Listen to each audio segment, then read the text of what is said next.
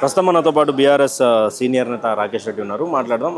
మీ మీద గెలిచినటువంటి వ్యక్తి తిన్మార్మల్ ఎవరైతే ఎమ్మెల్సీ ఉన్నారో గ్రాడ్యుయేట్లకు నేను ఏం చేసినో తెలుసు అని మాట్లాడుతూ ఉన్నాడు. నెక్స్ట్ నా పార్టీని అధికారం తెప్పేది నిరుద్యోగులు గ్రాడ్యుయేట్లే అంటున్నారు. ఎట్లా చూడొచ్చు?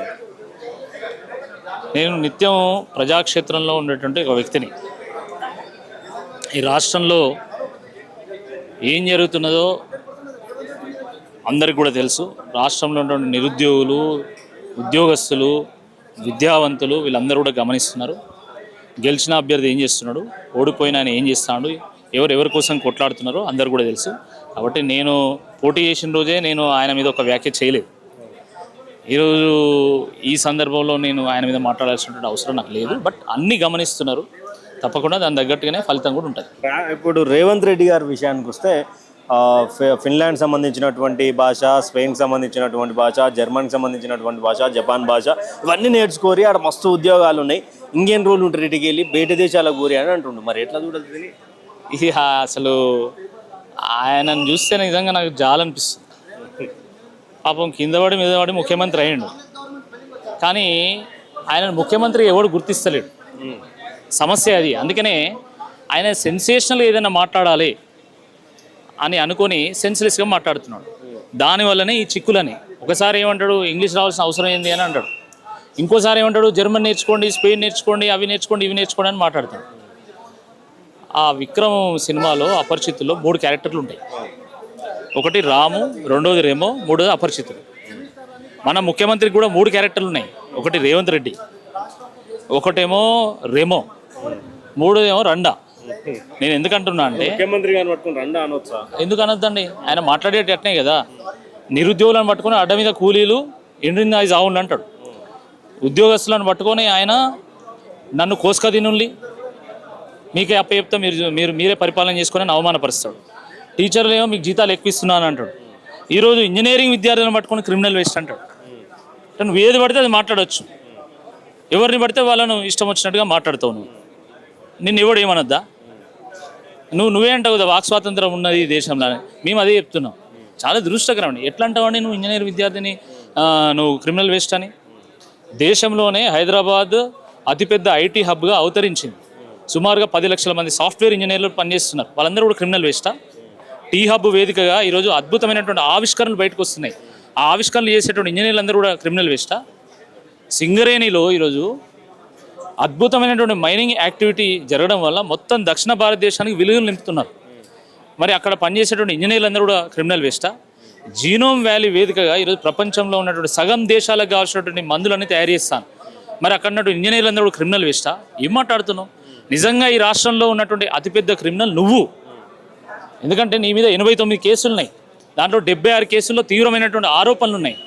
నువ్వు పట్టుకొని ఈరోజు ఇంజనీరింగ్ విద్యార్థులను క్రిమినల్ వేస్ట్ అని ఎట్లాంటి నీకు ఏం అర్హత ఉంది అసలు? నీకు దేవాదులు ఎక్కడన్నదో తెలియదు, దేవాదులు ఏ బేసినో తెలియదు, నల్లమల్ల ఎక్కడో తెలియదు, బాక్రానంగల్ డ్యామ్ ఎక్కడో తెలియదు. నువ్వు వచ్చి ఇంజనీరింగ్ విద్యార్థులను పట్టుకొని అట్లా మాట్లాడతా? ఒక ఇంజనీరింగ్ విద్యార్థి ఎంత కష్టపడితే ఒక అడ్మిషన్ వస్తుందండి? ఎంట్రన్స్ రాయాలి, ఎంసెట్ రాయాలి, నీట్ రాయాలి, సీట్ తెచ్చుకోవాలి. సీట్ తెచ్చుకున్నాక 4 ఏళ్ల పాటు పొద్దుగాల 7-7:30 బయలుదేరి 50 కిలోమీటర్లు ట్రావెల్ చేసి మళ్ళీ సాయంత్రం 7 గంటలకు ఇంటికి వచ్చి సుమారుగా 4 ఏళ్లలో 50 సబ్జెక్టులు క్లియర్ చేస్తాడు ఒక ఇంజనీరింగ్ విద్యార్థి. నువ్వు వాళ్ళని పట్టుకొని ఏది పడితే అది మాట్లాడుతూ ఇంజనీరింగ్ విద్యలో కొంత స్కిల్ గ్యాప్ ఉన్నటువంటి విషయం వాస్తవం, నేను కాదనట్లేదు. కానీ అద్భుతమైన ఇంజనీర్లు కూడా తయారయ్యాం లేదా? మరి సత్యనాదెన్లా మైక్రోసాఫ్ట్ CEO ఇక్కడ కూడా కదా. ఆయన ఏదో ఇన్ఫోసిస్ దానికి సంబంధించిన విప్రోకి సంబంధించిన CEO ఉంటాడు అంటుండు మన ముఖ్యమంత్రి.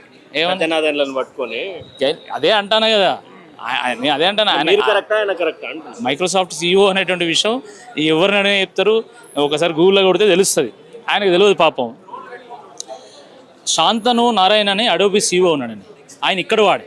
అంతెందుకు, మెట్రో మ్యాన్గా గుర్తింపు పొందినటువంటి శ్రీధరన్ ఈ దేశంలో ఉన్నటువంటి ప్రముఖ మెట్రోలన్నింటికీ ఆయనే రూపకర్త. ఆ శ్రీధరన్ కూడా మన JNTలో చదువుకున్నాడు. మోక్షగుండం విశ్వేశ్వరయ్య ఇంజనీరింగ్ ప్రతిభకే ఆయన ఒక నిలువుదట్టమైన ఆయన మన ఇంజనీరు. వీళ్ళ ఇట్లాంటి వాళ్ళని పట్టుకొని నువ్వు అది లేదు ఇది లేదు ఏం మాట్లాడుతావు? ఈ పిచ్చి మాట్లాడుతాననే పాపం ఈ అధికారులందరూ కూడా ఏది పడితే అది మాట్లాడుతాడు, రేపు రాష్ట్రం నష్టపోతుంది అని చెప్పేసి ఆయన హార్వర్డ్ పంపిండు. ఆయన అక్కడ చదువుకుంటేనే ఆయన జ్ఞానం వస్తుంది అని చెప్పి హార్వర్డ్ పోయిండు. మొన్న ఇంటర్వ్యూలో చెప్పాడు, నేను వారం రోజులు చదువుకున్నా, రోజుకి 8 గంటలు చదువుకున్నా అన్నాడు. మరి చదువుకున్నాకనైనా మారుతాడేమో అనుకున్నాం, కానీ చదువుకున్నాక ఇంకా అధ్వానం అయిపోయాడు. ఇప్పుడు అధికారులకి ఏం అర్థమవుతలేదు, తలలు పట్టుకుంటాను ఏం చేయాలి ఇవన్నీ. ఎందుకంటే ఈయన వ్యాఖ్యల వల్ల రియల్ ఎస్టేట్ కథమైంది, కన్స్ట్రక్షన్ కథమైంది. ఇప్పుడు ఈ దరిద్రం వల్ల, క్రిమినల్ వేస్ట్ అని అనడం వల్ల ఇప్పుడు ఐటీ ఇండస్ట్రీ కూడా పోయేటువంటి అవకాశం ఉంది. ఎందుకంటే మీరు ఆలోచించండి, మా ఇంజనీర్లకు ఏం రాదు, అంత వట్టి వేస్ట్గా అన్నాను అనుకో, ఏ కంపెనీ అన్నా రిక్రూట్ చేస్తుందా?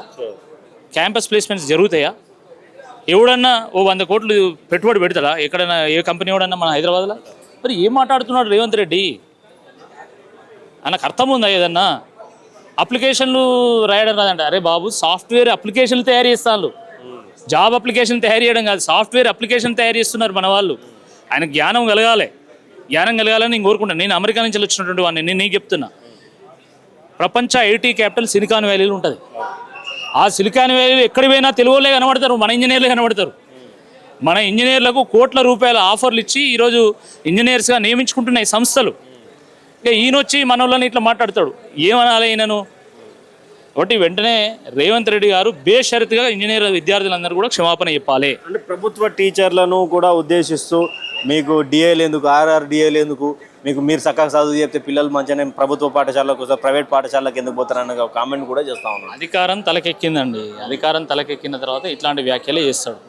ఆయన అందరినీ కూడా అవమానపరిచేటువంటి ఒక ప్రయత్నం చేస్తూ ఉన్నాడు. రైతులను, నిరుద్యోగులను, విద్యార్థులను, యువకులను, ఇంజనీర్లను, ఉద్యోగస్తులను, విద్యావంతులను అందరినీ కూడా అవమానపరిచేటువంటి ప్రయత్నం చేస్తున్నాడు.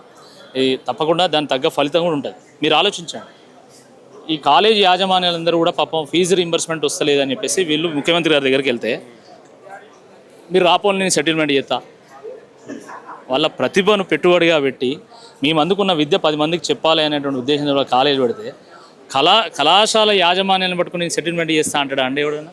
అసలు ఏమైనా అర్థం ఉందా?